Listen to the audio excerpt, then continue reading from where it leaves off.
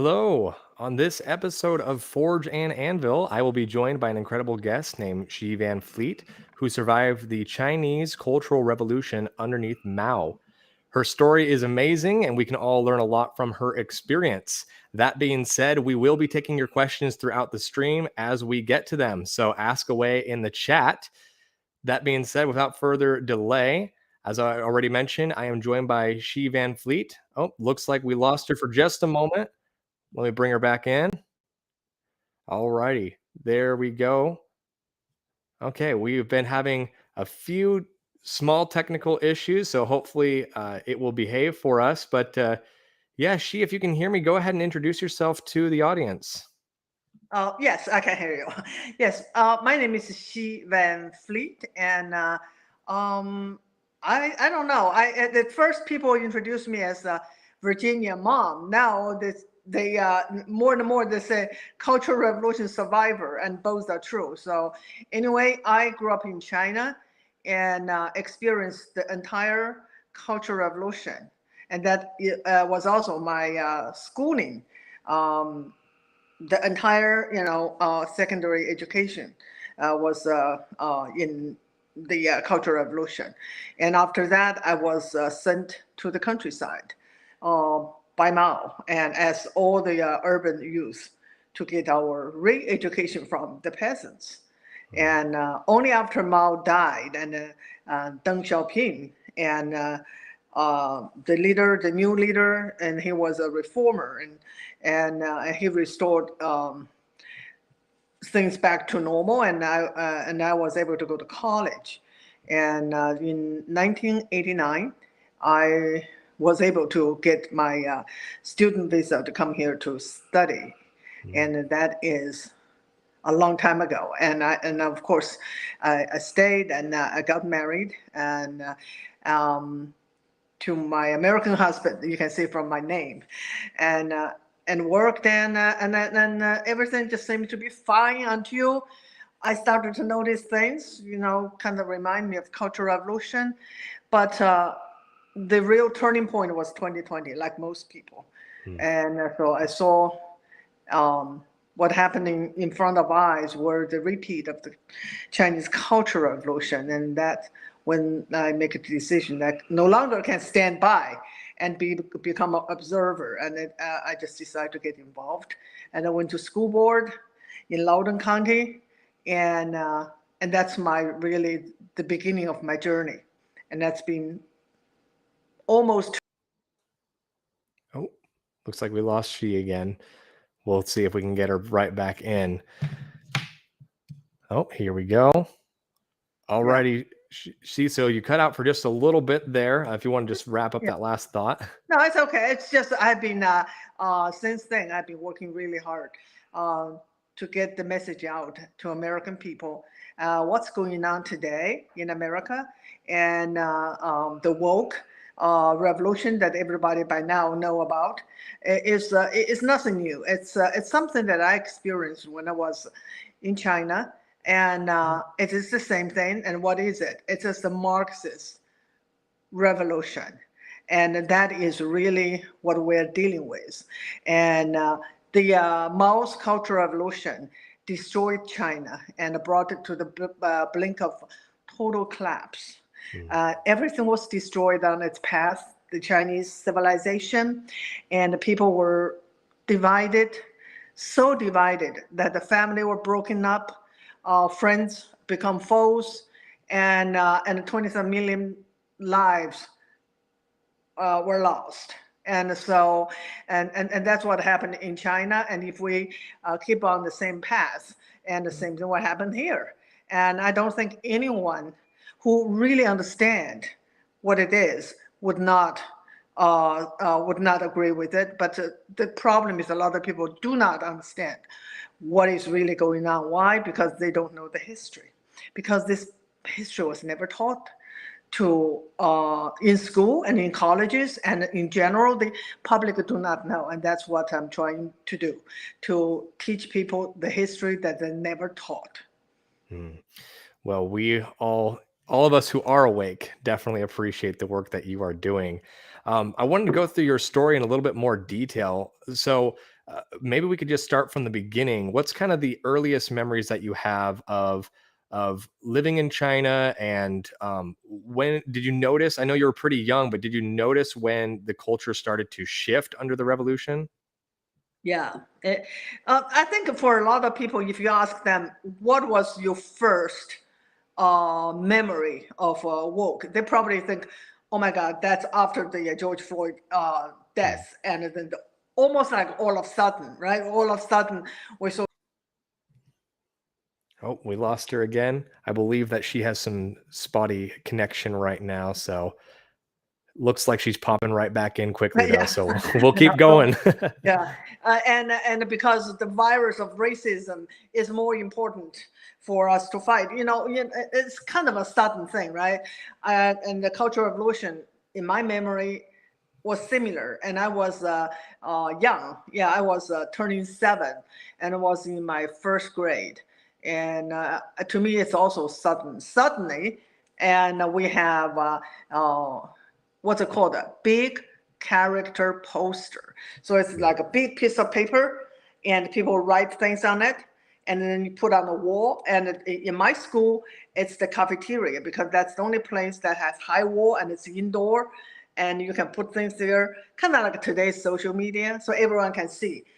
I Hmm. was too young to really be able to read and understand, but I could see what's going on around me, and I know those posters were denunciations or criticism Hmm. against school administrators and teachers, because they also have, those are the older kids posted those things. And then there's some cartoonish pictures. I quickly just realized something is really, really happening, something kind of chaotic. And, uh, and soon after that, school was closed, and it was closed for about 2 years, just like here, just like the COVID. And so, American kids, many of them lost just as much time of learning, and the same happened to me. And and then because there's no school, and so we were able to go anywhere on the streets to see the unfolding of the Cultural Revolution, see the Red Guards, see the struggle sessions, and eventually everything become violent, Hmm. and the killing started, and it was just not even safe to go out, and the street bullet sometimes it can just hit people just doing ordinary things, and eventually it is a long history, and I don't think people expect me to explain everything just in a short interview. But anyway. Oh, lost connection again. She should be back. While you are waiting, feel free to hit that like button. It helps people to find us. I guess this is going to happen regularly. That's Apparently, fine. I'm ready for Yeah, it. yeah, that's fine. So red guards it's an important historical it's a historical event that people should know about, because that is absolutely replaying here in America. So those are the high school kids, middle school kids, even elementary school kids, older kids, and college kids, and they were the ones that Mao mobilized to do his bidding and what he wanted to achieve for the Cultural Revolution. He wanted to get back the power he thought he had lost. He thought that he had lost control of the CCP bureaucrats, bureaucracy, and he also want to use this movement or this revolution to destroy everything that is traditional, so that he can once for all replace the Chinese culture and the Chinese ideology with his version of Marxism, which is Maoism. Hmm. So he had two purposes: destroy the past, destroy the tradition, and destroy the power structure of the CCP. And who he used to achieve that goal? The kids, the Hmm. young people. And that's exactly what's going on today. And that's exactly what we see in 2020 and onward, even today, the Antifa, the BMMers. and the college kids, and those that were stop people, conservative speakers on campus, and increasingly high schools kids. And last year in Virginia, there was 2 walkouts. Those are absolutely organized and political motivated. And to me, it's absolutely just like the Red Guards. Wow. It's crazy how many parallels are already coming up just as you go on to explain. So obviously you were very young when it all started in China. So what was kind of the circumstances surrounding? Oh, I think we lost her again. While we are waiting for her to reconnect, make sure that you go over to Twitter and follow us at Forge and A. We would appreciate it. I'm just going to keep giving these little infomercials while we lose connection here. But yeah, I was saying before we lost you there, what kind of circumstances were surrounding your parents? What were they thinking and acting like as all the revolution continued to progress around them? Yeah, the thing that's a good question because people ask me a lot. Everyone was involved. While the revolution took place in school, the revolution was taking place in their workplaces. So everyone is absolutely involved doing exactly the same thing. And there were people's rebels in their workplace put up the big posters and condemning their authorities of that whatever the workplace. So it's like it is a revolution that touched everyone. And up to that point, Mao has launched, someone calculated it's about 50 some political campaigns. Basically, there hardly any time there's no political campaign going on. And every political campaign that the CCP and Mao carried out, there's targets.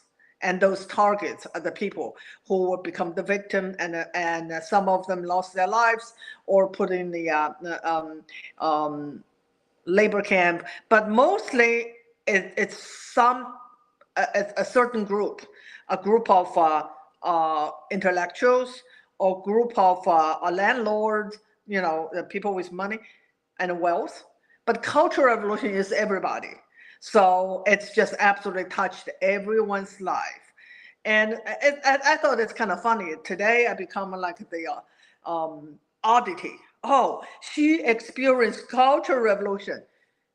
Everyone that who came to this country, and that now become a citizen or with green card from China, every one of them have experienced it. If they are too young, their parents or their grandparents. Oh, we lost connection again, unfortunately. Make sure you hit that subscribe button because only a small percentage of you are actually subscribed. It looks like we have her back. Alrighty. Anyway, so I thought that's just a fact that people should know. And I talked to someone who is much younger, a Chinese, and live in my neighborhood. And she's about 30 some, so very young. Of course, she did not have personal experience. But both her grandfather, both of her grandfather were persecuted by the Red Guards, and both lost their lives. Isn't that something? Wow. So someone, she did not experience the Cultural Revolution, but she had a family story. And why both of them lost their lives? They're both college professors. So it's like, yeah, that's like the first group of targets that the Red Guards went after. It's the teachers, administrators, and professors, and eventually they went after the other people in authority. The highest ranking victim of the Cultural Revolution was the president of China, Liu Shaoqi. Number two in the country. He was purged by Mao, struggled against by the Red Guards, and left to die and he had was denied medical treatment, and when he died, he was alone, and on his death certificate they gave him a random name, and his occupation is unemployed, President of China. So Wow, that's wild. You've mentioned a couple times already struggle sessions. So can you give us a little bit more detail on what a struggle session is and what it looks like? And this is something that become already part of increasingly part of American vocabulary. A lot of people have heard it somehow. They may not know, but they have heard it. So, struggle session basically is. Oh, all right. We'll wait on that definition as soon as she gets back in. Be sure that you get your questions in. We will get to some of those in just a moment. Mm-hmm. All right. So, so it's like whoever was condemned, you're not just condemned. You have to go through the struggle session. So where you're going to wear a big sign with your names and crossed out, and then they will have like a title of your crime. You're either a reactionary, counter-revolutionary, whatever, and then you have to go through humiliation. Some people can Google just Cultural Revolution struggle session. You're going to get a lot of pictures of massive meetings, and with like the guy, the people that were condemned will have the cone hat, and they will have to stand on the stage or stand on the chair and to receive the condemnation. And some were tortured, some were beaten to death on the spot. And so that was absolutely just everyone just went insane. The thing is that the Red Guards were the one that were given the power to do all this. They were given the power because Mao openly support them. With Mao's backing, they could do anything without any consequences. The first killing in the Cultural Revolution took place in a middle school, girls' middle school. A bunch of young girls, as young as 12, 16, that age group, beat, tortured, and killed their deputy principal. Wow. And why? Because Mao condemned those people as the enemy of the state. Once that happens, they no longer become human. They just absolutely become someone that you can absolutely do anything with, and because they are demonized in such a way that they no longer, Alrighty, we lost connection again. She should be back in just a moment. We appreciate you guys' patience. Of a revolution. And okay, we're not there yet, but we have already seen a lot very alarming violence and chaos. And so don't think what happened in China would never happen here. Yeah, it seems like maybe we don't have as far of extremes yet, but we do have some of those lesser extreme examples are definitely becoming much more common when you see, professors being or speakers at campuses, for example, being shouted down by students. And there's social media shaming, there's cancel culture. But more than that, just see what happened to Riley Gaines. Right? Riley That's her Gaines, name? Yeah. So that is pretty much very close to being hurt by those transgender activists. Yeah, absolutely. And for those of you who don't know, Riley Gaines is she's a female.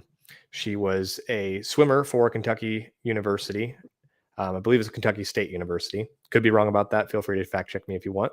But she is now an advocate against biological men competing in women's sports, and she was recently attacked by a mob of individuals that actually held her hostage for, I believe, an hour or so on a college campus. 3 hours. 3 hours. And I know that you've had your own experience with college campuses. I definitely wanted to get to that at some point, but you very recently were banned from speaking at Whitworth University. Is that Yes. correct? Yes. Tell us more about that. Yeah, I was such a small potato, and compared with Ben Shapiro, those, I was a little surprised, even though I was not really surprised that Right. they were ban me. I'm just old lady and who experienced Cultural Revolution. I'm going to talk about the parallels, but that's exactly the reason they want to ban me, because they said the government, the student government concluded that my view. Oh, we're waiting. She'll be back. It is crazy though. Whitworth University is a private Christian college, so they are not bound by the typical restrictions on First Amendment that public colleges are bound by. But nonetheless, it's still frightening. Please continue, Xi. Yeah, so they just say one of the reasons they come to the conclusion that my views are harmful is that I compare woke to the Cultural Revolution. Yeah, they're right. That's exactly what I do. I absolutely compare these two because they're the same. But yes, they are. They are the. I'm not mad at them because they are the product of the indoctrination of our school. That's exactly what happened. Not just in college, but increasingly now we see in kindergarten. Mm. Yeah. Yeah, there have been, especially I know in Washington, D.C., there's been several videos of young kindergarten children being taught how to picket and protest Yeah, and yeah, march through the hallways like it's an yeah. extracurricular assignment. It's Yeah, wild to this is see. this is the thing that people should pay really, really close attention. They want, Biden, they want to start universal childcare, like a start at 3. Mm. Why? Because they want to own your children. They absolutely want to own your children to indoctrinate as early as possible. And they are not interested in producing uh, responsible citizens. They don't care that you may graduate without skill because all you do, and they don't teach you the academics, and then they want produce the future activists and revolutionaries. That's exactly what happened to us. We were not taught academics. We were taught Mao's thoughts. We were taught Marxist ideologies. And so, because all they care is that we will be a part of the Mao's army to be carrying out his orders. And it's just absolutely frightening that it's the same thing. Absolutely. It's unfortunate that we see these parallels just continue on and on as she goes on, just with her experience. And it's unfortunate that so many parallels are able to be drawn. Um, Now, since Whitworth is a Christian college, I think it's interesting that they are against you coming and speaking, because obviously freedom of religion is not exactly something that China values. So, could you talk a little bit about what like the Christian church in China looks like and just religion in general? Yeah. Well, people need to know that it is not a secret that Marxism has two goals, and it's laid out in the Communist Manifesto. And they're going to abolish families, and they're going to abolish religion. So religion was absent in my life growing up in China. I have no idea what religion really was about. And but I knew that religion was the opium to the masses, even Mhm. though I have no idea what religion was really about. There are a lot of Buddhist temples in my city, but we go there like a park, so it's devoid of what is original, beautiful. We just go there because they're nice gardens and just peaceful. So I went there often into different temples, and some temples were actually converted into parks. So religion was totally absent in our lives in Mao's era, and so I have no exposure of it. And so after I graduated from high school, I was teaching in a teachers training college, and the American teachers started to come to teach in summertime. They're not really teachers; they're just volunteers, and they usually organized by church. They come to China to spend a summer just to be with us so we can learn conversational English. So they want to go to see a church in my city, Chengdu. That's the first time I heard there was a church. So we We're waiting on her to pop back in. We've got some great questions coming in the chat. We appreciate them. We will get to them in just a moment. Please continue. Yeah. So that's the first time I found out that the building that I passed by, I don't know how many times, was actually a church, and it has been there for decades.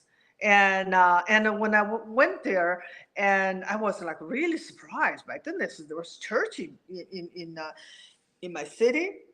And then I talked to a young man, and he told me his family has been Christian, just passing down from the family, and of course underground. And that's my only experience with Christianity, and I really don't know anyone in the underground church. But I met someone here, and who said she told me her story of being part of the underground Christian church before coming to this country. So it was kind of absent, but now, of course, I can read about what happened to those churches. And a lot of them were destroyed in Mao's time. And later, there was a little revival going on, I think it's in the 1990s and early 2000s. And because by then China was kind of opened up, and things got loosened up, and so there was a growth there, but not anymore. Not until Xi Jinping got into power, and now the church was so controlled. And I just did a quick search on Google. I went to all those Christians Association, Catholic Association of China, whatever. I went to their site and see what they say. Every one of them said their goal is to support socialism.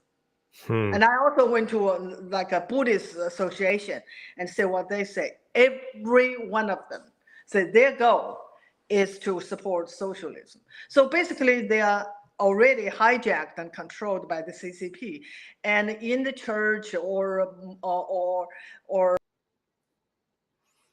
Alrighty, she should be back in just a moment.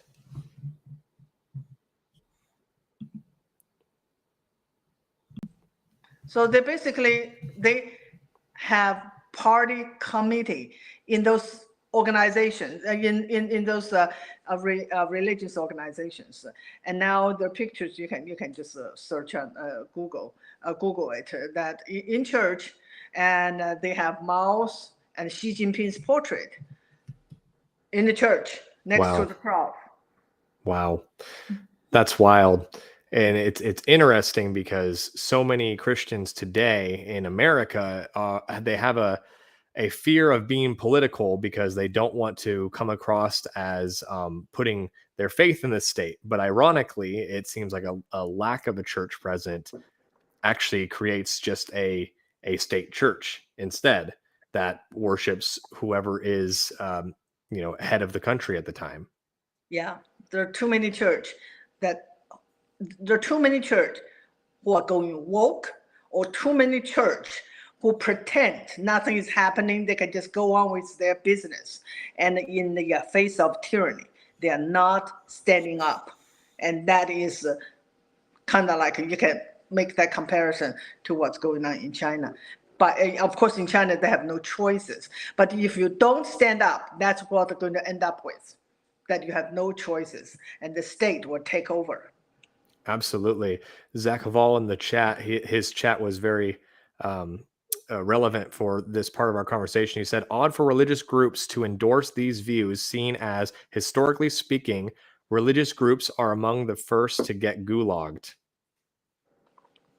No mistake about it. Absolutely. Absolutely. And Michaela in the chat said, what are your thoughts on the American churches closing during COVID? Yeah, the same thing. That is an example of state coming in and take over and make decisions. And then what they do, they can have liquor store open and deem it as essential, but not church. All right, we lost her for a moment. She should be back in. Thank you, everyone, for joining, by the way. I know a lot of you said hello at the beginning. We really appreciate your viewership. She's back. Yeah, please continue. Thank you. No, I'm just saying, if you really want to say what it is like live under communism, I think that COVID gave you a little taste of it. And the time I live in China, they control just about every aspect of life, everything. They control what you should know because they control the information. They control what jobs you should have. I did not get a job because I choose it. It was given to me. And I have no control of my life.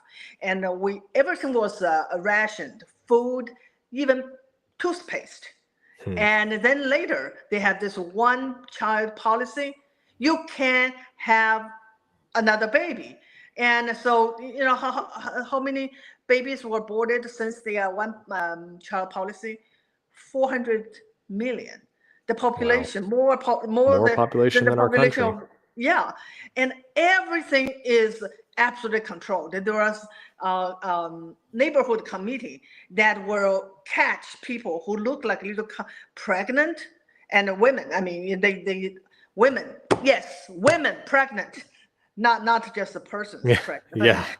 Anyway, they will catch them, and in a village, they will have people catching those women and drag them to the hospital and get forced abortion, because that's the party policy. And you know what they're doing now? They realize that cheap labor is running out. Yep. Yeah, the cheap labor that makes CCP so wealthy, the cheap labor running out. Now they are asking people to have 2 and lately 3. And of course, no one is really, you can't force people to have children, but they can. If you want to be a party member and you want a promotion, you have to have 3 children. Interesting. Yeah, it is curious to see how now the poor decisions that they made so early on with things like the one-child policy is now really seriously hurting China. And for those of you who don't know, they are pretty much destined for a population collapse. Many countries are right now, unfortunately, but China is definitely one of the worst because of that one-child policy. So luckily, it does seem that there is some earthly justice. Of course, we believe in a heavenly justice as well at the end of our lives, but it's very unfortunate for the everyday citizen of China, just the average individual. But as far as the wickedness that has been perpetrated by the CCP, it is a bit of a silver lining to see these struggles come about that are hopefully going to really hurt their power. Yeah. See, I experienced the worst. I can't say I experienced the worst. Even people who died, like the famine. But I did witness one of the worst part of their rule. So after the Mao's death, things got better for a while. And of course, they don't teach the children the real history. So many people, young people, not that young, they never heard about Tiananmen Square massacre. They know very little about the Cultural Revolution, and because they were taught the Cultural Revolution was a campaign against corruption, they have no idea. So, but I said, well, they got their share. So it was during the COVID crackdown, no, the shutdown. They really realized that what kind of country they are living under. They thought, they are living, in a free society, and everything was, there was prosperity, really, compared with the time that I came from. We hardly had enough to eat. So, but now they know that for COVID, they can do whatever. The truck drivers can be dragged down from the truck and get the vaccine. And people were locked up in their home for months. And you know the tragedy that people were burned to death because their doors were locked from outside and they could not escape. And that was so widespread. I said, finally, the young people get a taste. Yeah, absolutely. And for those who have not seen some of the videos that she's referring to, there are videos of entire apartment complexes. We're talking 100-story apartment complexes of individuals that are screaming out for help because they have been locked into their apartments for, like she said, months at a time and not able to get access to just basic necessities to live off of during the Chinese crackdown during COVID. Yeah. So the communism, they never change. They just change forms, but they never change. It is absolutely tyrannic and totalitarian. And so we got a little bit taste of it during our COVID lockdown. Absolutely. Unfortunately, I wish we didn't, but here we are. But what would you say has been? Let me step back. What kind of strategies did you see that those in power in China feared the people using that could potentially challenge their power? Information. Mm.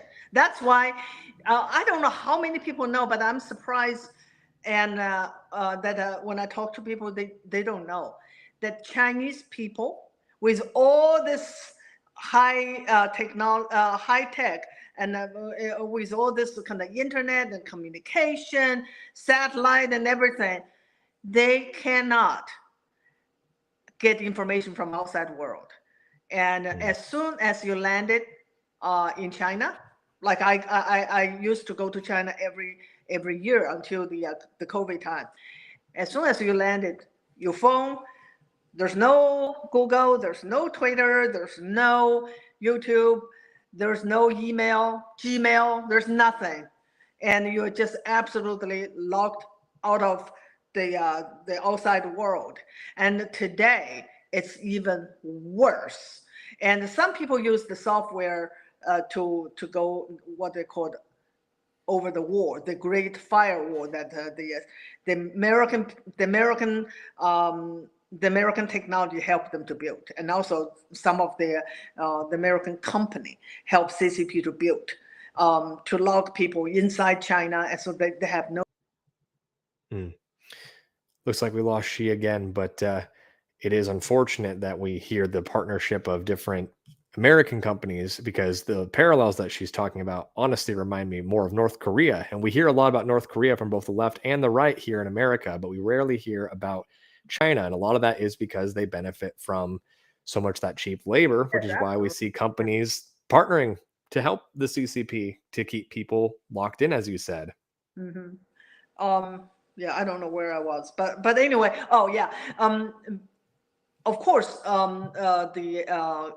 the CCP government tells Chinese people their number one enemy is America. That the most powerful threat that is America, but it's not really. It is the Chinese people. The Chinese government spend more money on the internal security than in the defense. because that's what they fear most, their own people. And how do you control billions of people? You control the information. Wow. Wow. We got a question in the chat from Ron. He said, "Why did you decide to leave China, and how old were you when you left?" And then he also sent in a moment ago. He asked if you still have family in China. Yes, I have family. All my family is there, and people ask me why I leave China. Why do I want to come to America? It's not a question of why. It's a question of whether you can. You know, once the information opened up by the middle or late 1980s, we were able to, like when I was college, finally we were able to listen to BBC and the Voice of America. But before that was a crime, and a crime punishable by jail or even death. And so once you have information, and then you start to realize, my God, we have been fed lies all our lives. So you started to question everything, and soon we know that America is a great place. Absolutely, yeah. There's no before we were told America is a hell for. Hell for. All right, that's going to be a good good cliffhanger for you guys as she gets back in. All righty, she hell for what? Hell for the poor people that were oppressed, they were exploited, they were so poor that, and we were told, it's just absolutely stupid. We're taught they don't have enough to eat, so we should never, we should finish everything on our plate. And of course, that's not a problem because most people have hardly enough to eat. But we were taught that the American poor were going hungry. So it was like an awful place. But of course, with the information, we realize it's a great place. Anyone would come to America. So it's not a question why. It's a question whether you could or not. When I got my visa, oh my God, my family and my friends all thought that I just was the luckiest person on earth. And I was. Because I won the lottery, and the lottery not for money, but for freedom. And that's my ticket to freedom. Wow. Zach Vall in the chat said, "It's a scary thought to realize everything you were taught to believe growing up is a lie." And to that point, I wanted to ask the question, when you first started to understand that you were taught so many lies, what was the process of unpacking those lies, and how long did it take for you to kind of realize that America was not what the average Chinese citizen believes it to be? Well, this is a long process, and of course, with the initial information I got, I know that is a pretty good place because by then we could see American movies, and the movies I watched, wow, what a lifestyle! But at that time, we were really not thinking about freedom, just think about material things. And I remember watching upon the Golden Pond. On the Golden Pond, I think it's just an old movie that probably young people don't remember, and it's played by Jane Fonda and Henry Fonda. And anyway, I don't remember much about the story, but just looking at the houses, the environment of that. Oh, we lost her. But the houses, the environment, I could not imagine how wild it would be to suddenly see the American lifestyle just thrown in your face on the Hollywood screen out of That's why nowhere. Hollywood was powerful.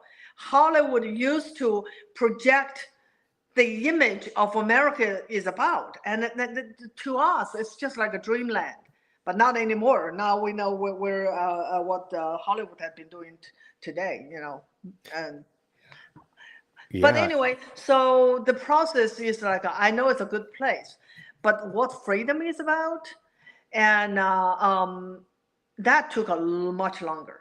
That took years after I come here to realize and to understand the freedom is not granted by the government. For the longest time, I just took it for granted that it's the government. Then United States government was a good one and allow us the freedom. And because that's what I grew up with, that it was the party, it was the government, let you do this, not that, allow you to do this, but not that. And so to me, it is the process of being assimilated. And assimilated to the American culture is, to me, is to learn about the American value, what make this country so great that I would do anything to come here. And that's a process that's so important to bring everyone together so that we become Americans.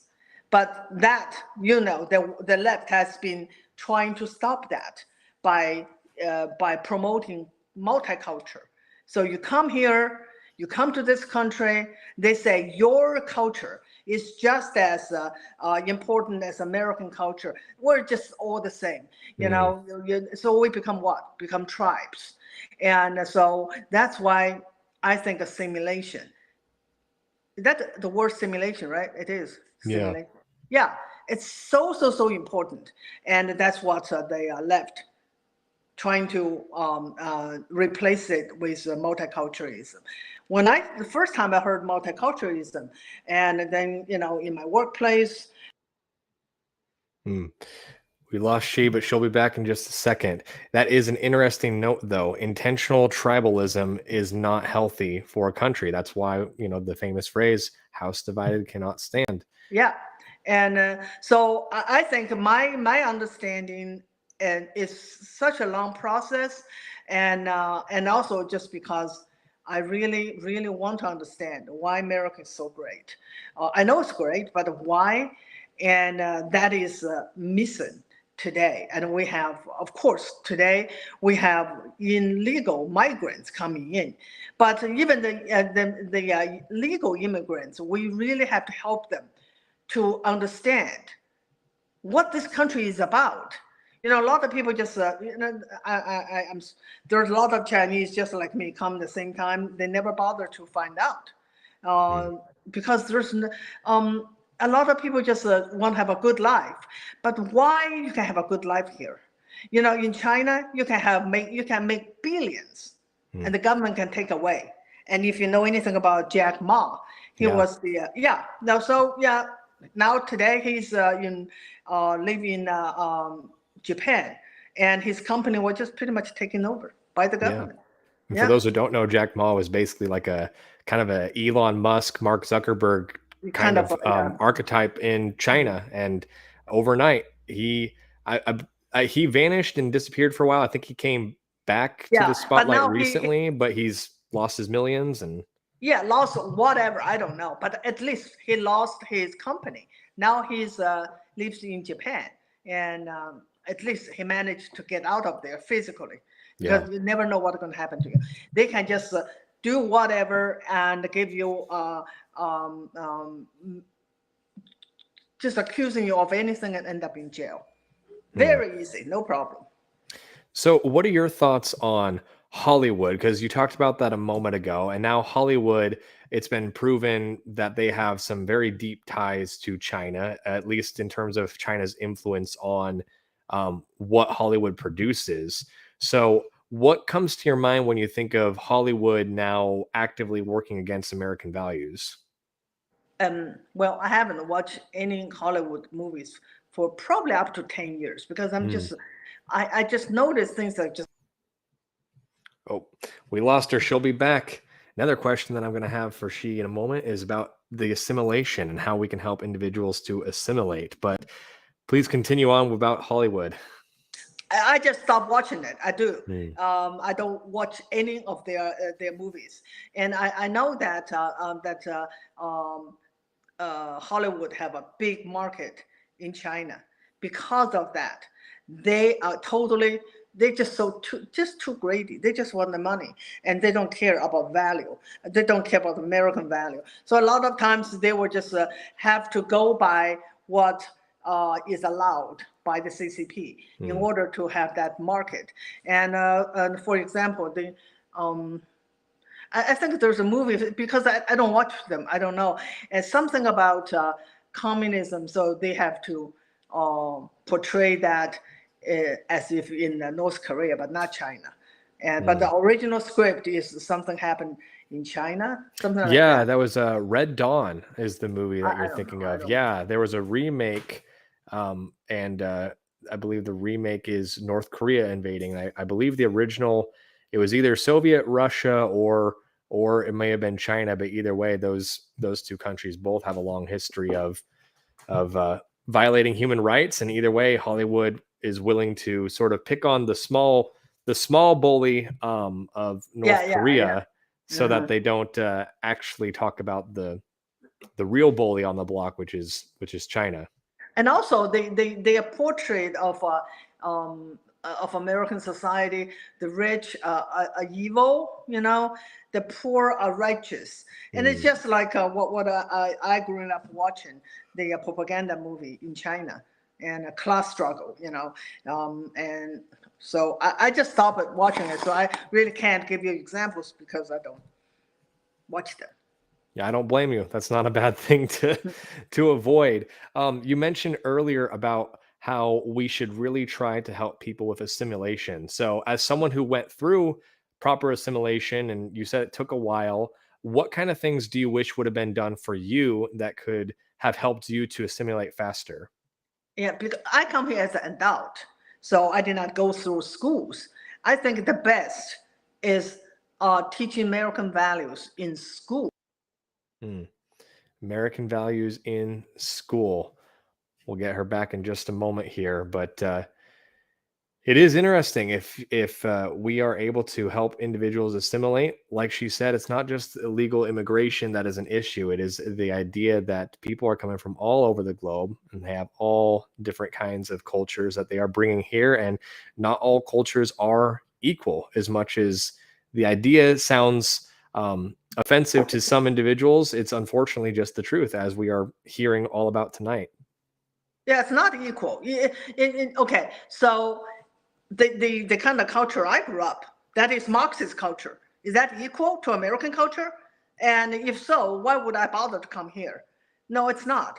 It's not really, the multicultural is not really about promoting other cultures. It's about de-promoting American culture. And it's not about respect other culture. It's about creating tribalism.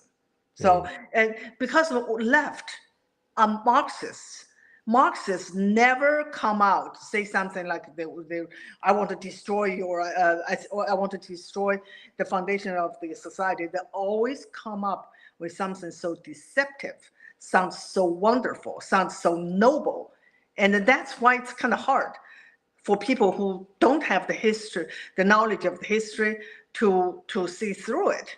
And that's why yesterday I tweeted something and I got a pretty good response. And I said, cultural Marxism does exploit the best human nature, such as kindness and empathy, and Mm. weaponize it to subvert, to subjugate the people. So Yeah. they know that most people want to be kind to others. Most people want to empathize with others. Then they tell you you have to do and you have to accept their lies. If you don't, you become racist. You become whatever phobia. They basically just use kindness to really to control people.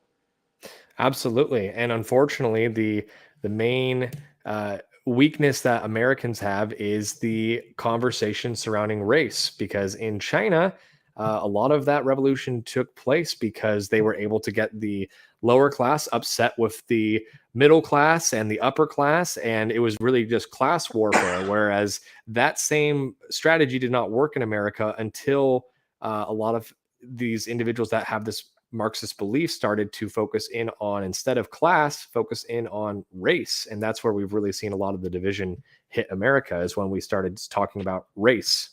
Yeah, it's more than race now. It's a identity, whatever identity, Yeah. and by gender, by sexuality, um, and the latest one we know is by status of vaccinated or not.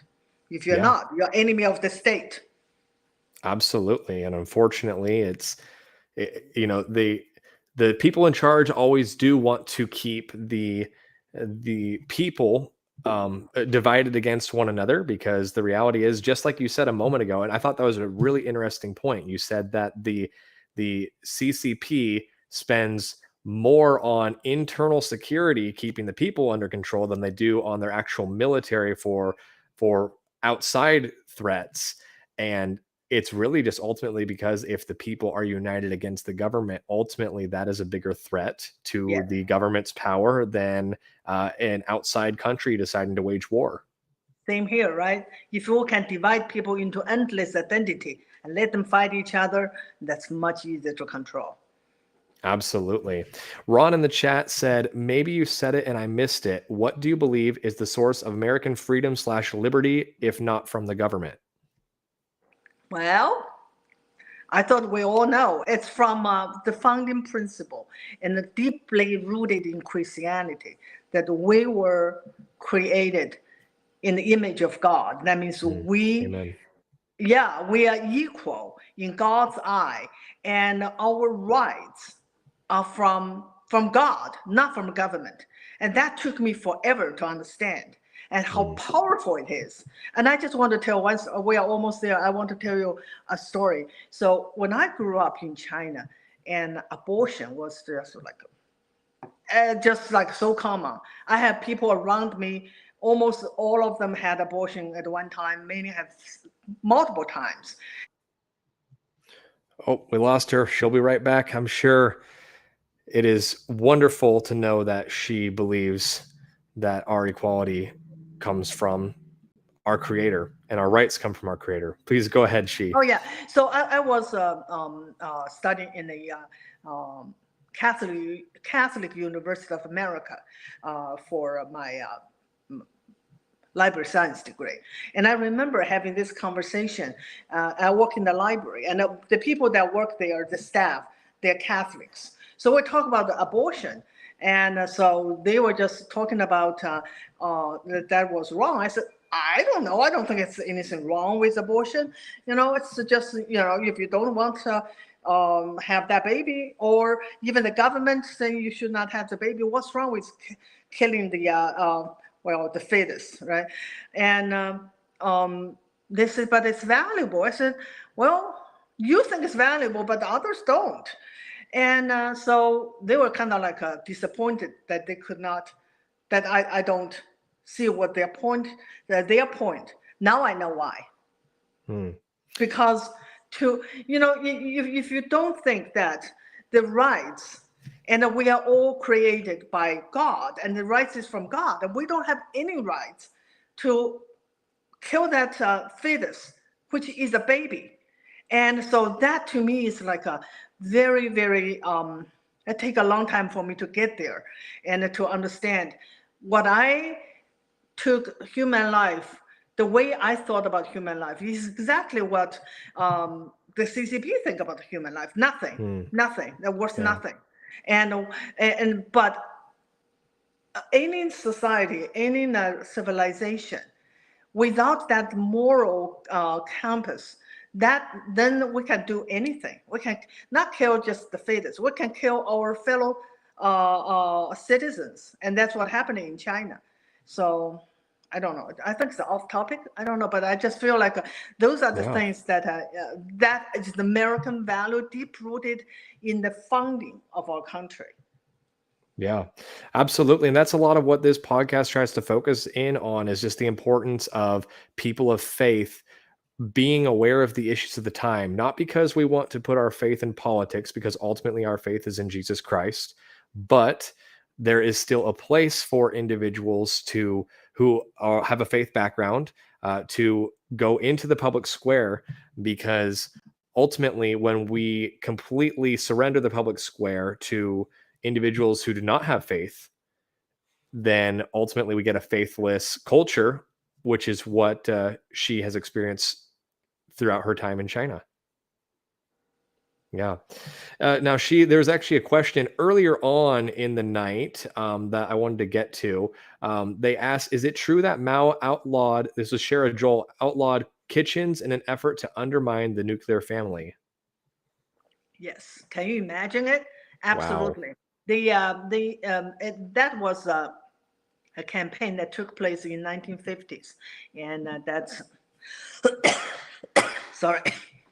It's called the People's Commune campaign. Mm, Basically, it's a collective farming campaign. So mm, all the land that the peasants got from the landlords, from the redistribution, was all collectivized by the mm, state. Basically, they lost everything, and then they not just lost land, their lives become collectivized, I guess. And so Mao said, we're just going to destroy family.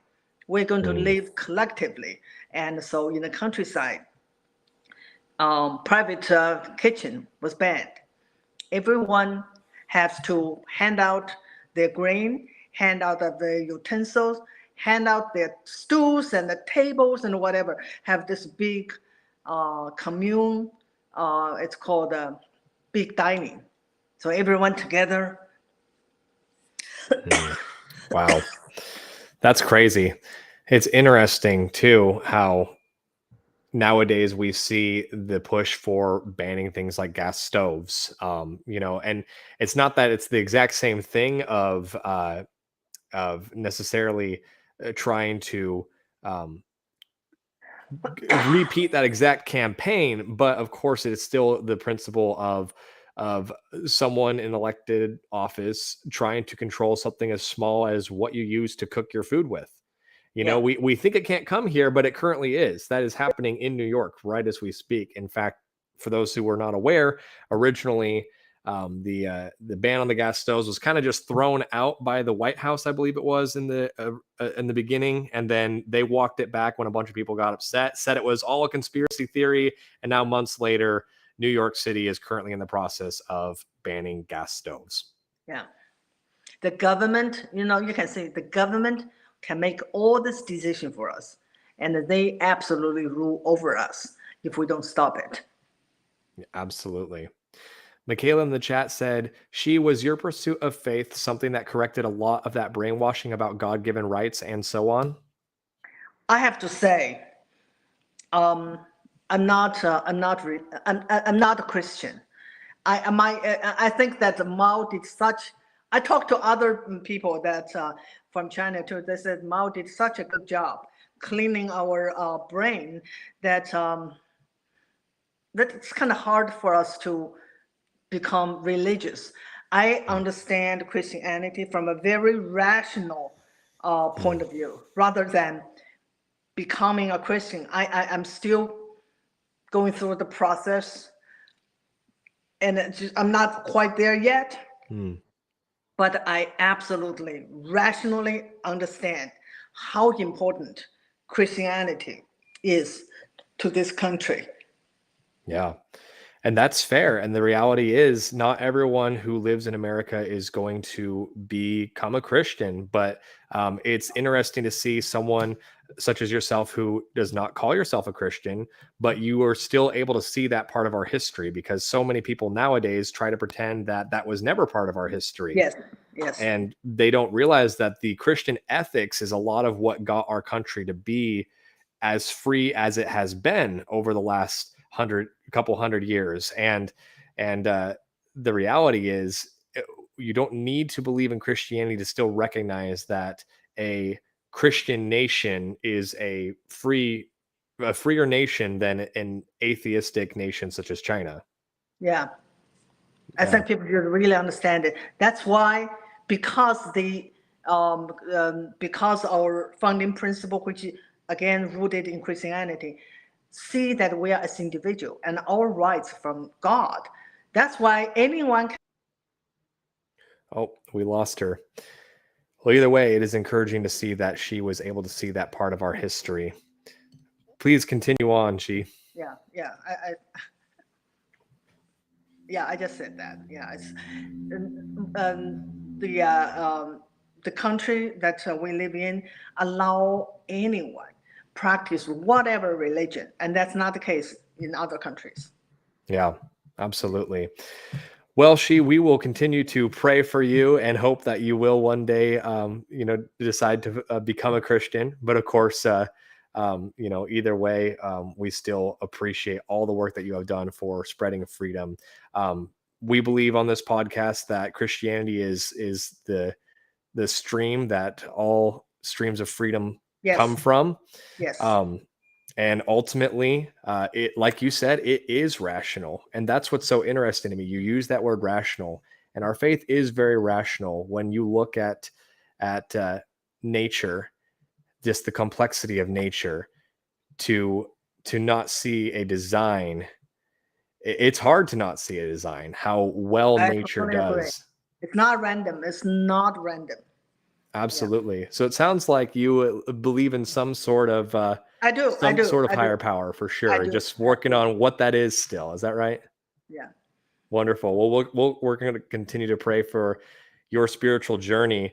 But I just wanted to ask you, as we begin to wrap up here, Xi, do you have any like advice that you want to give this current generation of Americans for what we should be doing to defend our freedoms and to prevent ourselves from becoming the next China?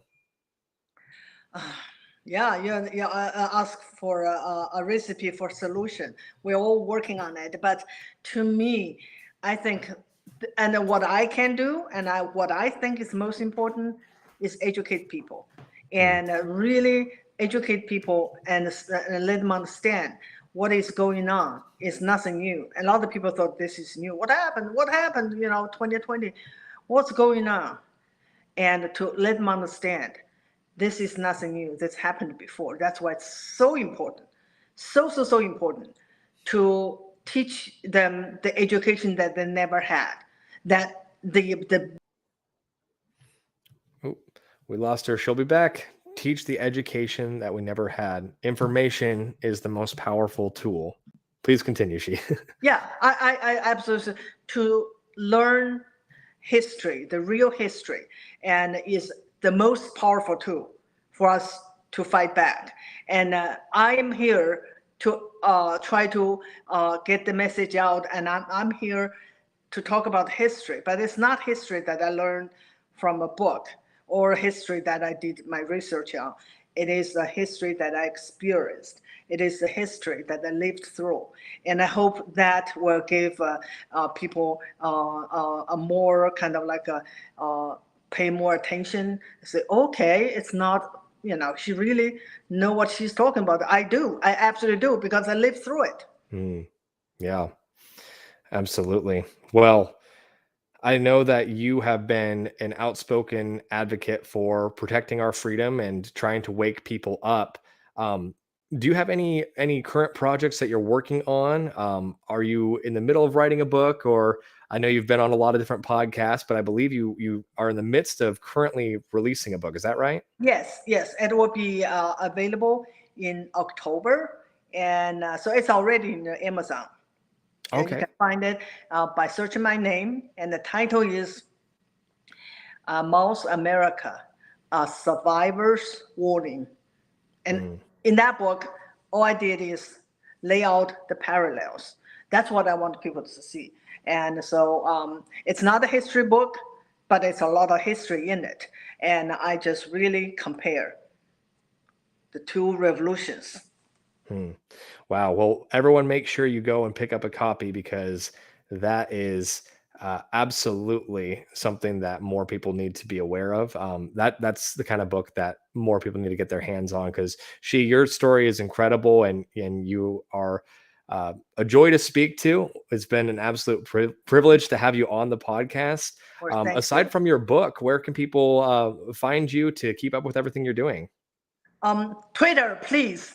Yeah, and I was never on social media before all this. And now, a year ago, I taught myself how to use Twitter. That was a big deal. And everyone, since she just cut out for a moment, I'll go ahead and make sure you know that I did include her Twitter handle in the description. So if you are on Twitter, be sure to follow she as well as Forge and Anvil. Go ahead, she, if you had any Yeah, closing I just thoughts. want to say, I spend a lot of time on Twitter to give people like snips of history because small bite size.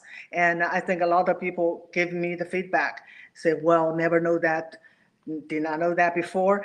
And to me, that's my way of getting my message out and by educating people, by telling them the history that they never learned. Excellent. Well, thank you so much again, She. It's been an absolute pleasure to have you on. We really appreciate it. Thank you, everyone, for sending in your questions and for listening. Be sure to share this interview far and wide because this is some important stuff that more individuals need to know about. This is not even a partisan issue. This is just a matter of freedom and the threats that we have to face that are wanting to take that freedom away from us. So, thank you all for listening. We have been Forge and Anvil. We will see you next time.